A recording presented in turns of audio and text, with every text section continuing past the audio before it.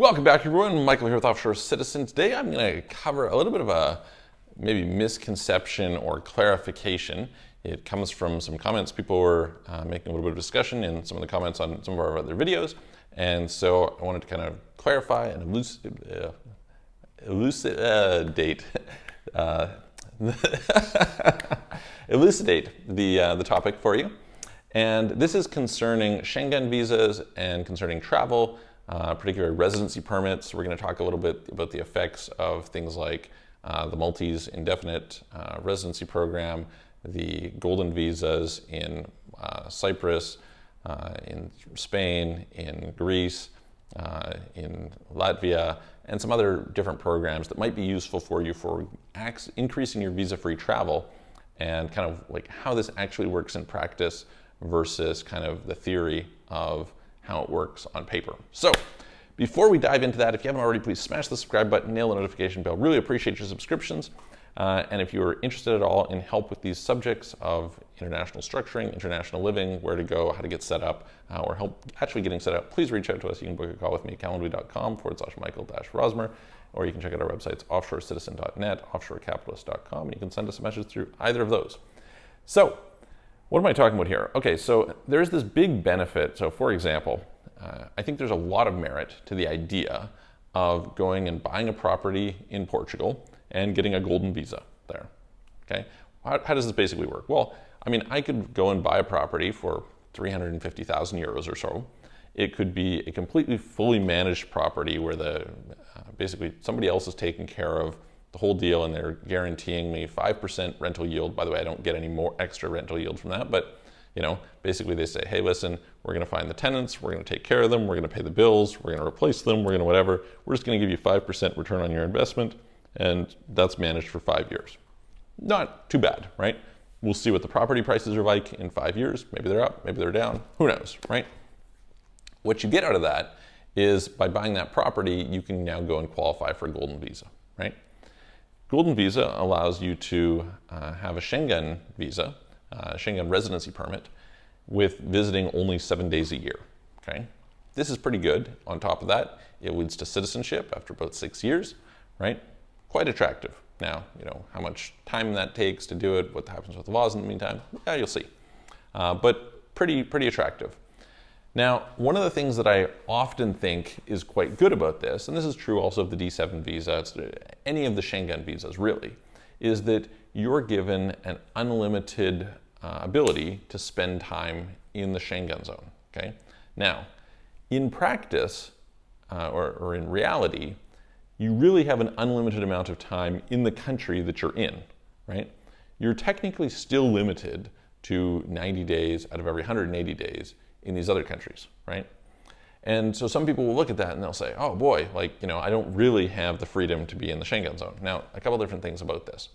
Number one, there are actually some interesting exceptions, and I give credit to one of our viewers. I forget who it was. I apologize. Thank you for bringing it to my attention, because I wasn't aware of it before. But some of the countries, for example, Denmark, have specific treaties with certain countries that will allow you to spend an additional 90 days in the country, even if you spent 90 days in another Schengen zone. So, Schengen zone country. So for example, I have a Canadian passport. So let's say that I went and spent 90 days in Latvia, Lithuania, Poland, you know, exploring there, cool.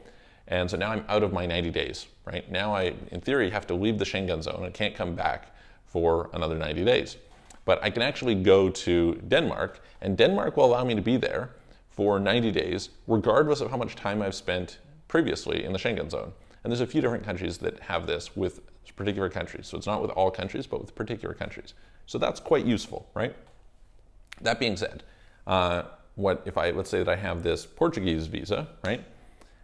Okay, great. I can obviously spend an unlimited amount of time in Portugal. That's what I'm getting, right?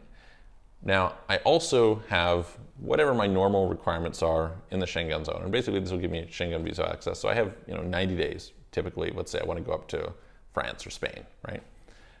The reality though is the whole point of the Schengen zone is there's no borders, right? So they have no way of knowing how long you've spent there.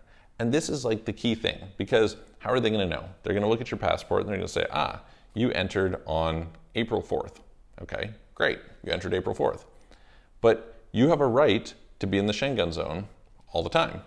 So the fact that you haven't left the Schengen zone since April 4th is not an issue, because so long as you're not spending more time in that particular country, you're not at odds because you could be back in Portugal, right? Now, of course, the problem is, how do they know that you're back in Portugal? Now, if there was like some serious dispute, there was some particular reason why they would like want to go and investigate this and stuff and see if you really were in that thing, that in theory could happen. In practice, that basically doesn't happen. Additionally, if you're in that situation, you also have the added advantage, in addition to the fact that it's not going to be apparent, that realistically you're probably not going to run into the same people multiple times, right? So let's use a simple example. Let's say that you are from Portugal, you happen to spend a lot of time in Spain, right? You exceed your 90 days, right? Okay, you're in Spain. Maybe a police officer pulls you over. Okay, all right, so the police officer pulls you over. I don't know, maybe you're speeding, blue stop sign, something like that. And you provide them with your information. They look at it. Okay, great. You're allowed to be in the Schengen zone. You're allowed to be in Spain. Great. What's the likelihood that that police officer is like continually seeing you? Pretty low, right?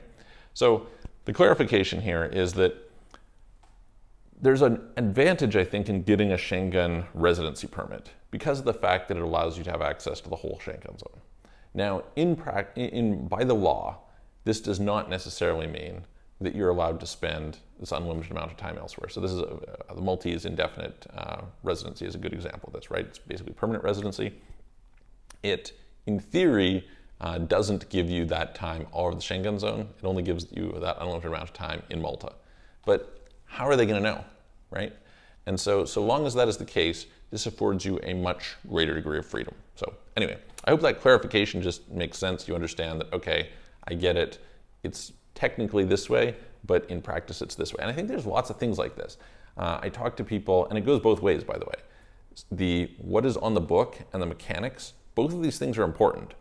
And some people will say, hey, listen, I only want to play by the books. That's totally cool if you want to totally play by the book. Some other people are like way over on the other side of the book. It's like, okay, maybe that's a bit extreme. But there's certainly a degree to which things can work for you. And the flip side is also true, right? In some places, by the book, it might seem all well and good, but in reality, it's not so good. I spent 3 winters living in Costa Rica, and I can tell you that the way the tax system works in Costa Rica and the books is much more lenient than it works if you actually deal with the tax department. This is kind of a complexity of Costa Rica. So there's many places that you have this kind of thing, right? And it's useful to understand, okay, what are the mechanics and what are the rules? And these two things, figuring out how they work together. So anyway, hopefully that helps. I hope that's interesting to you. Again, if you have questions, put them in the comments below. If you like the video, give it a thumbs up, share it with your friends. And yeah, if you want help, please reach out to us. You can book a call with me, calendly.com/Michael-Rosmer. And I'm going to look forward to seeing you guys on the next video.